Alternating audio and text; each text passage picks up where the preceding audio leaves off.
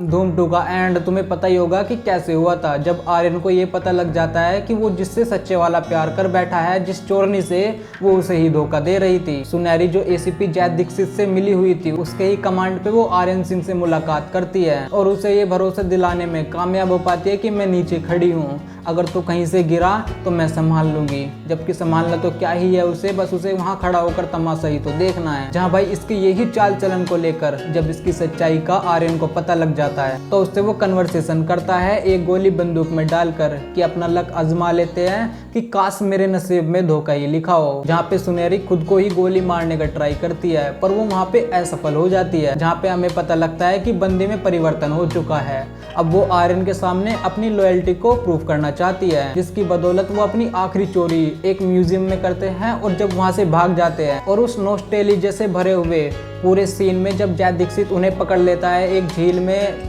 के पास या फिर एक झरने के पास, और वहाँ क्लाइमैक्स में तुम्हें एक डायलॉग सुनने को मिलता है कि क्या कोई किसी से इतना प्यार कर सकता है कि उसकी जान ले ले। जहाँ पे सुनहरी आर्यन को गोली मार देती है और वो वहाँ से गिर जाता है। जहाँ पे बाद में जैद दीक्षित उसे छोड़ देता है सुनहरी को कि अब मैं तेरा क्या ही करूंगा। जहाँ भाई आखिरी में पता लगता है कि हाँ आर्यन मरा नहीं है। वो दोनों फिजी आइलैंड नाम के एक आइलैंड पर बियर कैफे चला रहे हैं, जो कि उनका ये प्लान ही था वहाँ से निकलने का। और एंड आते आते तक तुम्हें पता लगता है कि आर्यन अपने अंदर ए नाम के चोर को मार चुका है, बस वो अपनी सुनहरी के साथ हैप्पी लाइफ एंजॉय करना चाहता है। पर ये सोचने की बात है कि क्या कोई चोर अपनी लाइफ के पास्ट में हुई हरकतों को ऐसे छोड़ सकता है। मूवी के आखिरी में जो भी उसने चुराया हुआ था, जिन भी लॉकर्स में उसने वो एसिड्स रखे हुए थे, वो सब जैद दीक्षित को दे देता है, जो कि ये इतना आसान कैसे हो सकता है। मैं नहीं मानता हूँ कि अगर उसे मौका मिले उन सबसे ऊपर चोरी करने का जो भी उसने अभी तक की हुई है, ऊपर का माल बटोरने का, तो वो जरूर से उसको करना चाहेगा। और तुम ये भी प्रेडिक्शन लगा सकते हो कि सब कुछ छोड़ छाड़ के उसका यूं एक आइलैंड पर बियर कैफे खोलना, कि क्या ये उसका किसी और प्लान का हिस्सा नहीं हो सकता है। वहीं तुम अगर धूम 1 की एंडिंग पर गौर देते हो, जब कबीर और उसके साथी न्यू ईयर वाली रात को चोरी करके भाग जाते हैं, जहां जैद दीक्षित जब कबीर को पकड़ने जाता है तो कबीर अपनी बाइक और पैसों के साथ किसी बीच में कूद जाता है, जो कि मैं मानता हूँ कि हाँ थोड़ा गहरा हो सकता है, पर वो कतई भी उसके मरने का साइन तो नहीं देता है। तो उसकी प्रोबेबिलिटी बहुत ज्यादा हो जाती है कि वो अभी मरा नहीं होगा।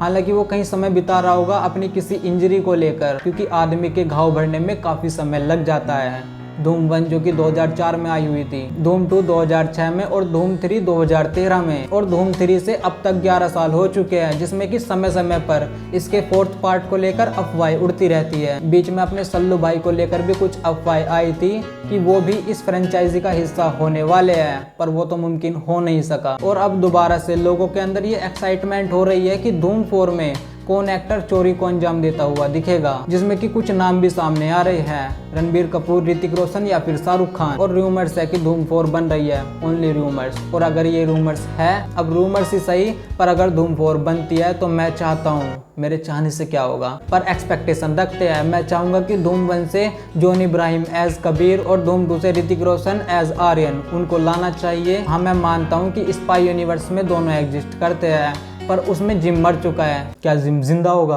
उसको रहने दो ना, क्या ही फर्क पड़ता है, वो एक अलग जोनर हो जाएगा और ये एक अलग जोनर में चली जाएगी अगर वो दोनों किन्हीं 2 मूवीज में एक साथ दिखते भी है तो, क्योंकि इस चीज की पॉसिबिलिटी बहुत ज्यादा हो जाती है। क्योंकि ना ही तो हमें धूम 1 का चोर कबीर उसको मरते हुए दिखाया गया है। हाँ जैसे मैंने बताया कि उसने किसी गहरे बीच में मोटरसाइकिल को लेकर छलांग लगाई हुई थी, तो क्यों नहीं वो धूम 4 में वापस आ सकता है, जिसका एक सबसे बड़ा कारण भी उसके पास है। एक तो वो जवान है, हट्टा कट्टा मर्द है, दूसरा उसके साथी जो कि पुलिस की कैद में है, और तीसरा अपना बदला। जहाँ भाई तीसरे पॉइंट ऑफ व्यू को अगर तुम साइड में रख भी दो तो भी उसके पास कई रीजंस आते हैं अपनी अगली चोरी को अंजाम देने के लिए। वहीं धूम 2 से ऋतिक रोशन एज आर्यन जो अभी ऐसे ही खुला घूम रहा है, तो उसकी अपने इस चोरी के फील्ड में वापस आने की पॉसिबिलिटी तो वैसे ही 100% हो जाती है। और जब ये दोनों एक साथ ऋतिक रोशन एक्स जॉन इब्राहिम एक ही मूवी में होंगे और ऊपर से वो अपने ओल्ड कैरेक्टर्स में आएंगे और वो भी धूम जैसी फ्रेंचाइजी में, तो ये सुनकर ही पब्लिक पागल हो जाएगी। और धूम का